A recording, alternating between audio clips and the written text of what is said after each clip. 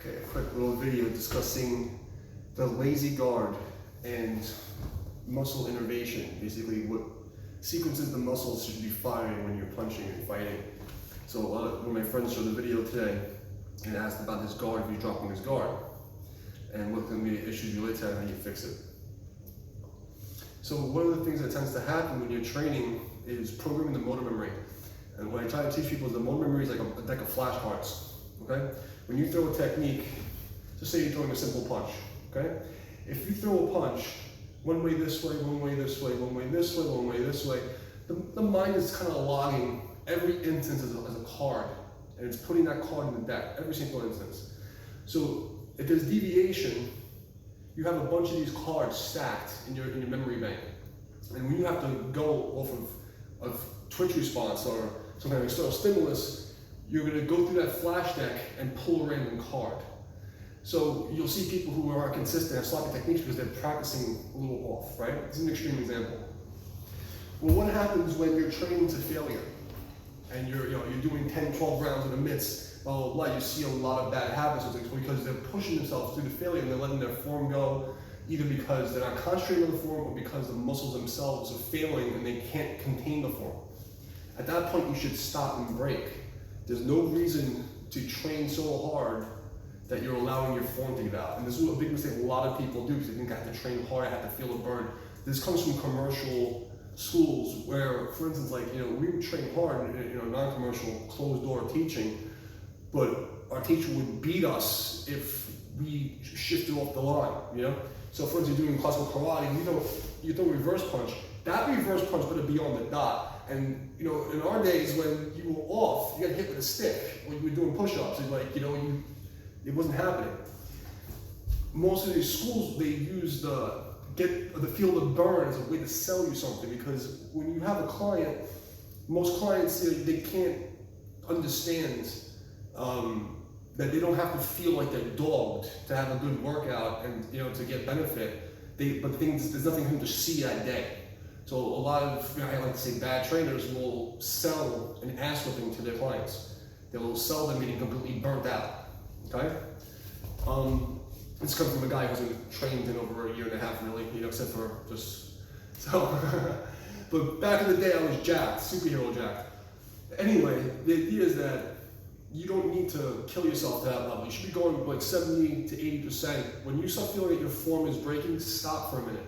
Either stop or at least slow down. So just to recap what I mean by this is, let's just say, sure, we're boxing, right? You're throwing some of the combinations, okay? After a while, you start to get tired. And then you start to get tired, now you're gonna start to notice that these hands start to drop. That's the first thing. Okay, so the shoulders, the delts are starting to move out, and now your guard's down here. You have that lazy, tired guard, right? And the next thing you know, you're really tired, so your upper traps lock up, and then you're throwing punches over your shoulders, okay? And you can't get your hands back up anymore. As you're doing this, you're putting this into your motor memory. This is going into your memory bank. So when the time comes for you to actually fight, and you got that external stimulus pulling the flashcard out, you got these other things happening, and you're creating holes. So make sure that when you're practicing, the beginning of your solo training should always start with slow technical movements and end with slow technical movements. Shadow box, okay? Get your technique right and make sure everything is completely on point. Nice and relaxed and loose with no muscle tension. And we're gonna get something to that later. So, no tension, perfect lines, okay? Perfect line, perfect line. Okay? Perfect line. Keep everything loose on the line. I tend to use an actual line. Depending on what school I would take lines on the floor because I want you to see the center line, put your spine on the axis, and have a dot on the wall that matches that line so that everything's always on this line. Okay? As for guard, depending on what style, just when I was teaching boxing gyms, how I was taught boxing, you want to basically, I always tell everybody, put your hand in the cookie jar and then eat the cookie. So you're constantly reminding yourself to get to guard. And obviously, if you're not wearing gloves, don't put your hands like this. Either keep them directly on your face or keep them spaced out, because If anybody wants to just run up and smack you in the hand, you know, and punch you in the face with your own hand. So then these are the muscle tension. So you have postural muscles, trochanteric muscles, then you have phasic muscles, skeletal muscle, okay, on-off muscle, phasic. So your postural muscles are the ones that keep you standing up, you know, may contain ligaments, tendons, sinew, yada, yada, yada. Phasic muscle creates, you know, is type 1, type 2, type 2A, type 2B. You can just think about this as the muscles that you stand up with that you don't really feel, but for instance, if you hold your hand out, the muscles that stabilize your hand, that stay on all the time, are considered tonic muscles. Phasic muscles are the ones that create an on-off switch in the muscle, okay? On, off, on, off, on, off.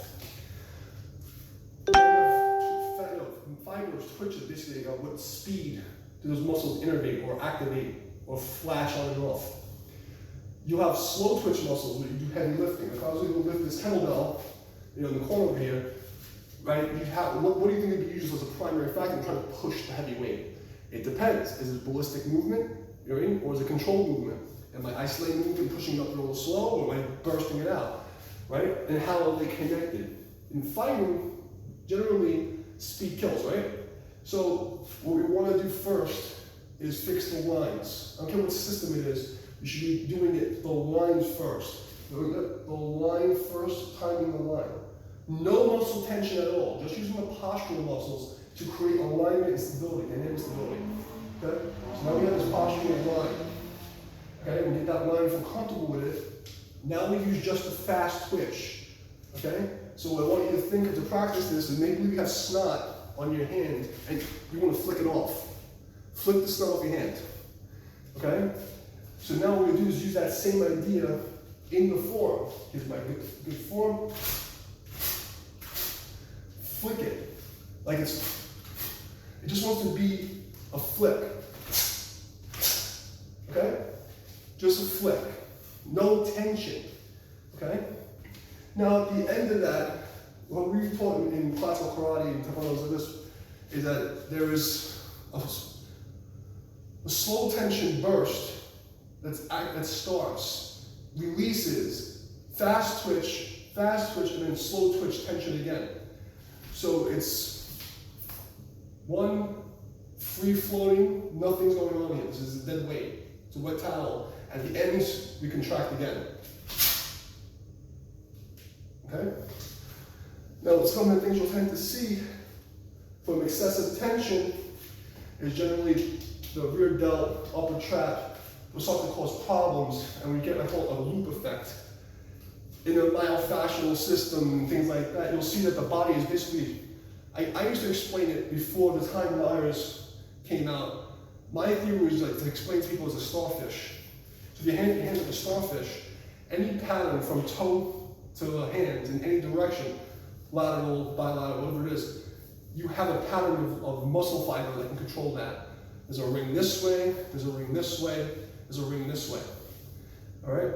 So on this upper ring, what tends to happen when people are super tight in the delt, in the trap, when they go to throw this punch, it's going to drag this shoulder out. Okay? So being able to practice releasing the extra tension so that this hand is completely free of this hand. Okay? It's completely free. They're not connected.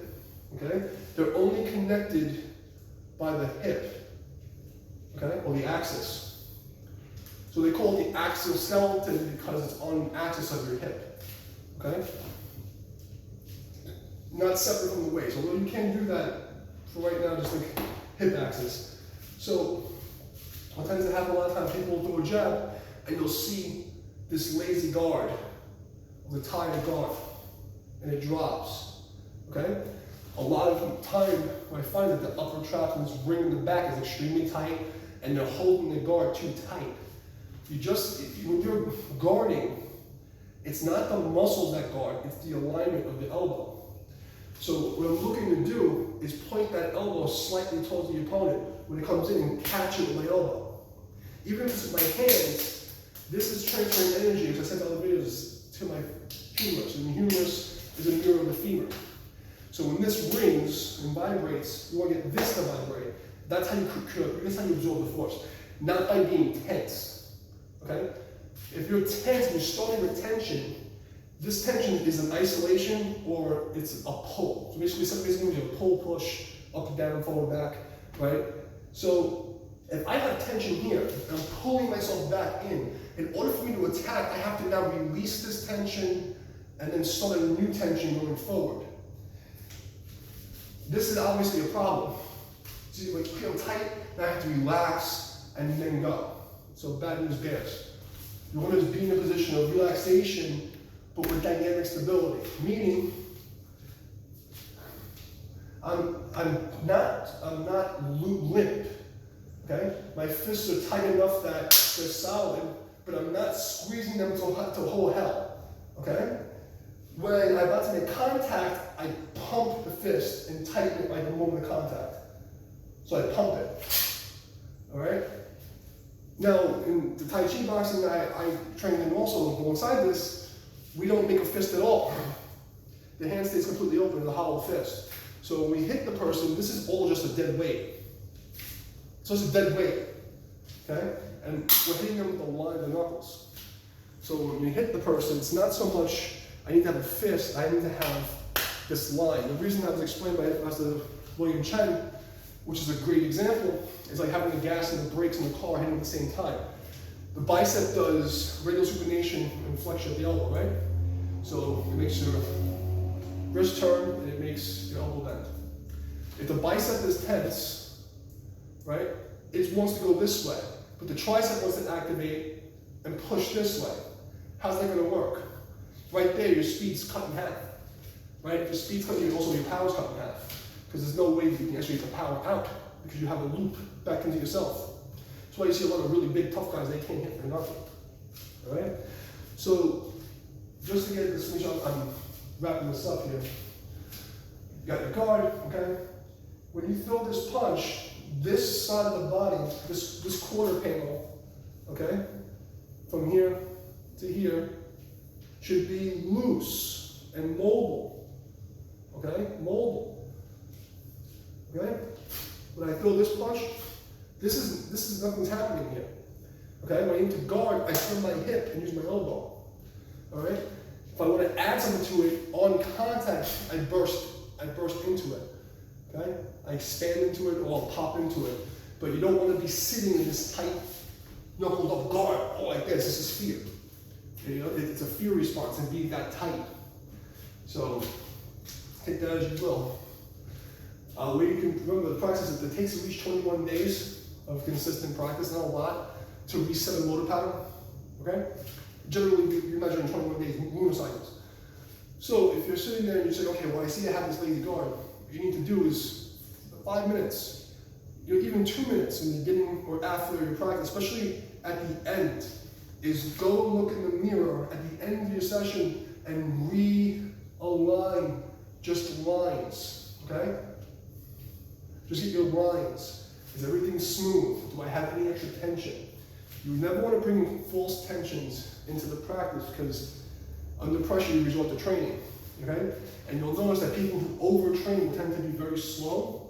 When they're, you know, I don't say overtrain, but in the way I'm trying to explain it, you can train very hard and very long if you have someone coaching you or you're able to monitor yourself and understand these principles. You can get away with training to near failure. The problem again is when you train to that near failure, you will be programming bad alignments. You will be programming false tension. You need to stay away from that. All right, so hope that helps. And see you soon.